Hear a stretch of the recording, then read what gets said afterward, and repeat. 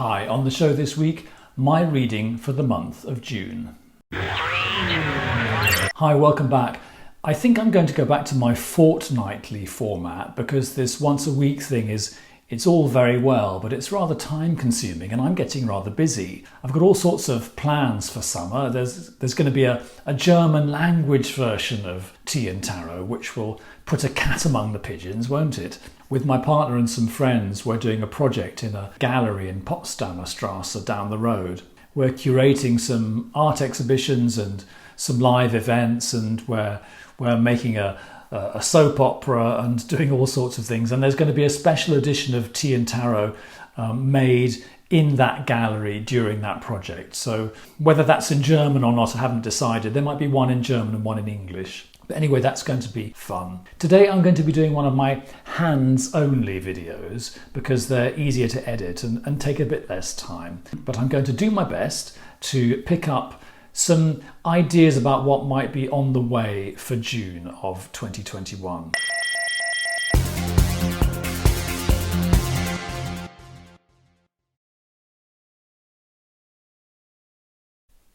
Okay. Asking for a 4-card reading for June 2021.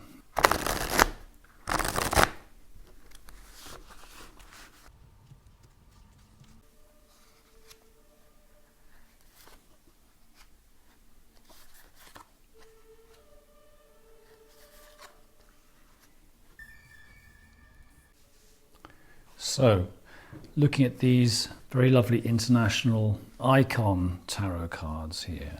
And we've got a very, very nice main theme of the month, Empress. We have growth, we have pregnancy, we have birth giving. And as I did this in my last monthly reading, which was 2 months ago, I'm going to try to keep it personal. I am involved in a project with some artist friends in an art gallery. And as with all these mainly unfunded art projects, one is operating at the limits of one's, capacity and nerves. And so something is being born here, a new art collective, a new experience, in fact, maybe a new kind of mini art festival, art and performance festival. So what I'm getting is, this is a very auspicious card. When the Empress appears, it is almost always auspicious. The Empress is very abundant and bountiful and generous. So things can grow, things can be born, things can bear fruit.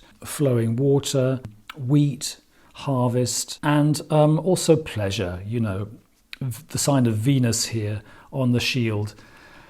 Venus is the goddess of pleasure. So it looks like a month of fun and abundance and growth and past influences. We're coming out of a period of great change here, the Death card, and change as expressed in the Death card is never particularly easy or nice or pleasant, and we have to think of it as transformation.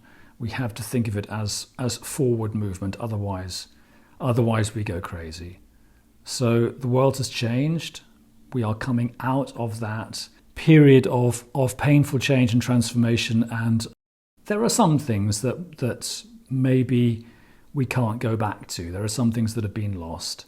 There's certainly a joke shop in Berlin that's been lost, a place, sort of a carnival shop selling all the costumes and makeup and joke wigs that one could possibly wish for. That has been lost, and it probably won't come back. And there are many things that have been lost, and I think we're all a bit shattered by that, and we're a bit grieving about that. But we're picking ourselves up, and we are going into the next phase. Okay, we've got a 6 and a 7 of batons here. This is the roadblocks of the month, and these are the opportunities of the month here. The reverse 6 of batons is delays, specifically delayed good news. We are waiting to be rescued. We're waiting for the boat to come in. We're waiting to get our break, and there will be delays in this month. We have to see these two cards functioning together. We have to have faith that this is a birth, whether it's a birth of a project that we hold dear, or a birth of a new and bearable, functioning life. It is being born in this month, although it might feel like there's a lot of waiting going on. And it might feel very frustrating at times as well. But opportunities of the month, we have the Seven of Batons, and the Seven of Batons is very much an opportunity to hold our space. I mean, it's a card of self-defense, but in defending yourself and in fighting off challenges, you very much define yourself. In the traditional pack, the guy has just jumped out of bed and pulled on a tunic and two unmatching shoes. There's a feeling of readiness in this card.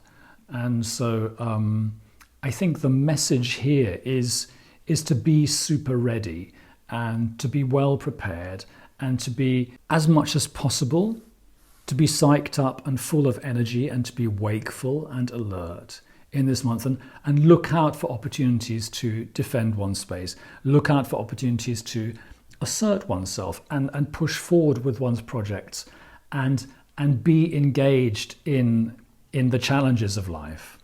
Let's find out a bit more about those opportunities because they sound rather lovely. Okay. So we have the opportunity to rebuild here.